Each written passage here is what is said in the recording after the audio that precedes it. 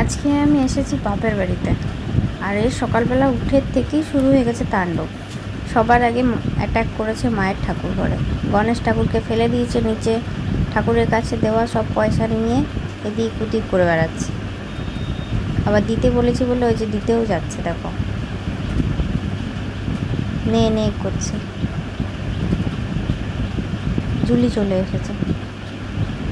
এ তো সারাক্ষণ পড়েই থাকে পেছনে, কোথায় যাচ্ছে কোথায় কি করছে। বাইরে গিয়ে পায়রাগুলোকে ছেড়ে দিলাম। আমার বাড়িতে অনেকগুলো পায়রা আছে। আর এ হচ্ছে পায়রা ছাড়লে পরে ওর ডিউটি পায়রাদেরকে তাড়িয়ে তাড়িয়ে খাঁচা থেকে সবাইকে বাইরে বার করে দেওয়া।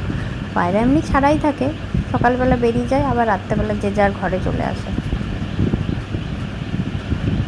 খাঁচার সিস্টেম করা হয়েছে কারণ বিড়ালের বেজির খুব উৎপাত।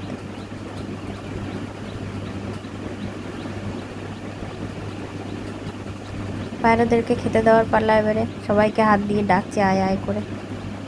এরপরে খেতে দেবে। চাল গম সব মেশানোই থাকে, ওদেরকে খেতে দেওয়া হয়। সবাই আসছে একে একে করে খেতে। এই দেখো,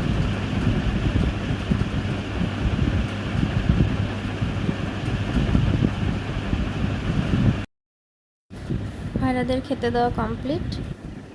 সকালবেলা একটাখানি গাড়ি কিনে দিলাম ছোট্ট মতন। ভাবলাম এই গাড়িটা নিয়ে আজকে সারাদিন হয়তো ব্যস্ত থাকবে। ও বাবা, গাড়ি কোথায় ফেলে দিয়েছে আর এখন আবার নাচানাচি শুরু করে দিয়েছে। পায়রা দেখছে বসে বসে।